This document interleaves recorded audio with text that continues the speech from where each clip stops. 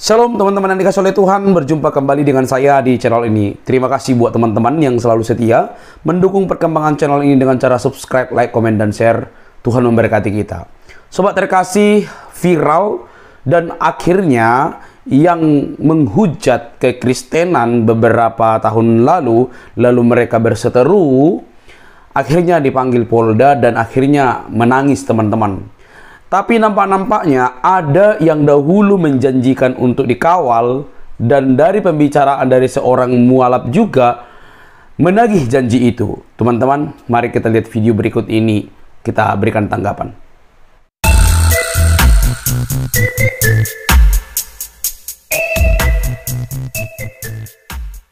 Pengacara gratis yang tidak mau dibayar, gak ada. Tapi ketika Allah menunjukkan jalan kita ini masih benar, tidak menyimpang dari akidah dan syariatnya, Allah tuh mempermudah. Ya, saya hanya berpikir ya kuasa hukum saya cuma Bang Glenn. Tapi Masya Allah, saya cuma bertanya kepada Opung Rambe, Opung, apakah saya memang harus datang ke sana atau hanya kuasa hukum saya? Dibilang Opung Rambe, datang aja dek, 10 pengacara akan saya siapkan untukmu. Tiba-tiba datang WA, Kak, walaupun kakak tidak kasih tahu ada undangan klarifikasi, tapi kami tahu, kami sudah tahu. Insya Allah dari beberapa dari aliansi Gapai akan datang mendampingi kakak di Polda.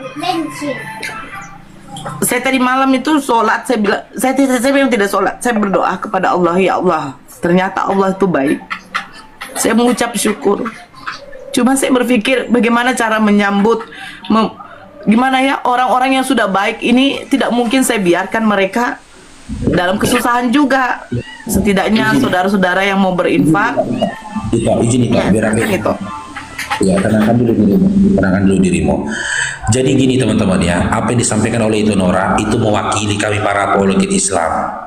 Yang disampaikan Itu Nora itu bukan sebuah permintaan yang ataupun keluh kesah. Ya, Itu Nora, yang disampaikan Itu Nora itu adalah menagih janji. Saya sering baca typing teman-teman di bawah, bahkan DM dari teman-teman, bahwasanya kalian mengatakan bahwasanya kalian siap bersama kami, kalian siap mendukung kami, kalian siap berjuang bersama kami, kalian siap melindungi kami. Dan adanya surat panggilan dari Itu Nora ini berarti ya saya berpikir tadi, inilah saatnya ya kami para apologet Islam, terkhususnya Itu Nora, menagih janji kalian. Mana janji kalian yang tadi, yang sebelum ini kalian selalu berjanji ya, menggaungkan, memberikan semangat kepada kami bahwasanya kalian siap untuk kami, dan jika pun janji itu tidak kami dapatkan dan janji itu tidak ditunaikan, maka ya kami akan mengadukan semua ini kepada Allah. Hasbiyallah wa ni'mal wakil, ni'mal maula wa ni'mal nasir. Kami akan berserah diri kepada Allah, karena apa yang disampaikan Itu Nora ini bukan bermaksud dia tidak berserah kepada Allah, bukan. Dia hanya berupaya menagih janji-janji dari teman-teman. Makanya ketika kalian ada teman bertaping di bawah mengatakan, Bang Farouk maju, Bang Farouk, kami siap mendukung, kami siap mengantar mendukung Bang Farouk, kan gitu. Baik teman-teman yang dikasih oleh Tuhan, kira-kira apa respon teman-teman ketika mendengarkan video barusan? Tuliskan di kolom komentar. Perhatikan, dan disclaimer, tidak ada keuntungan ketika berdialog, berdiskusi dengan menghujat. Jangan izinkan penghujatan dalam diskusi atau dialog. Berdebat dan berdiskusi mesti menekankan kajian-kajian akademik, memunculkan literatur-literatur yang saling berargumentasi untuk mendukung argumentasi kita.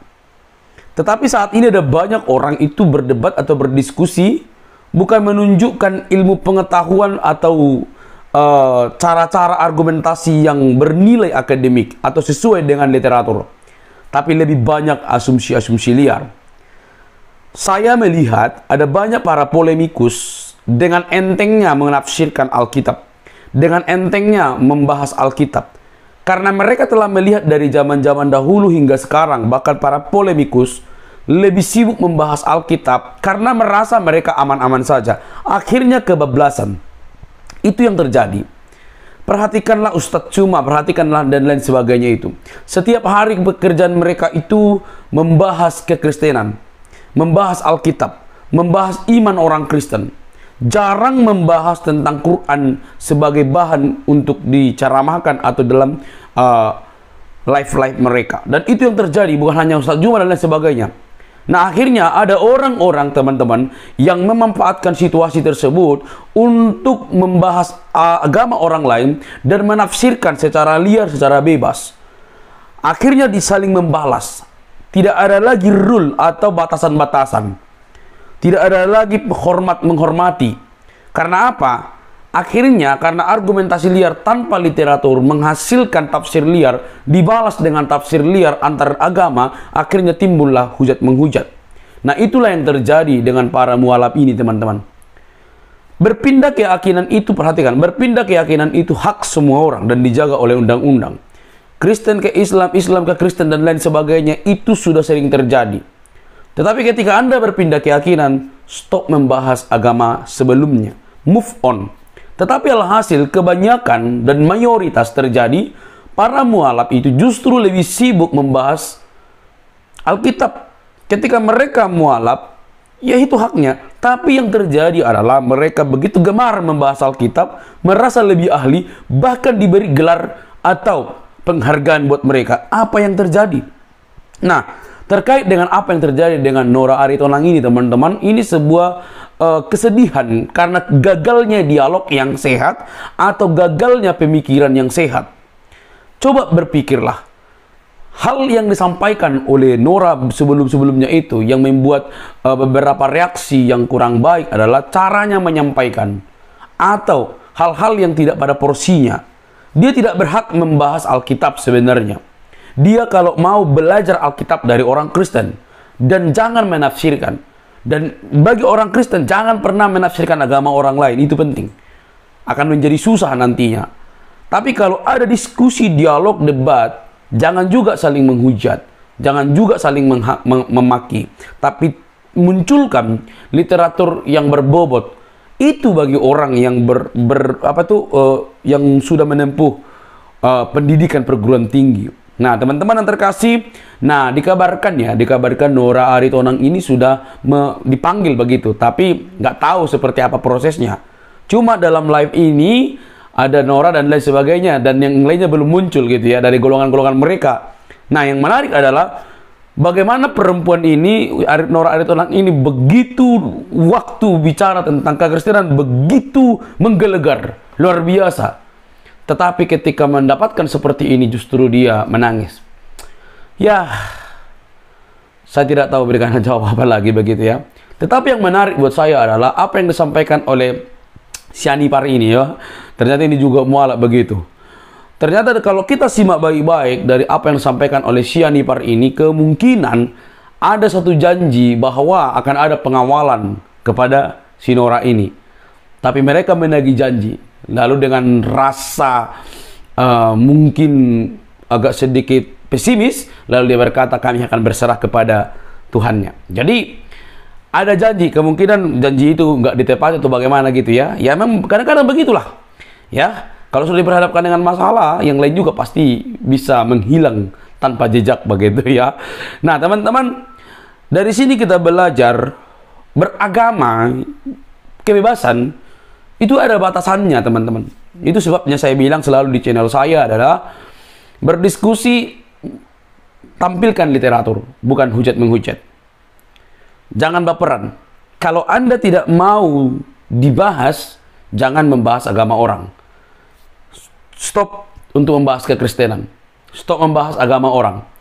Mari kita duduk berdialog dengan baik. Jangan menyalahpahami agama orang lain.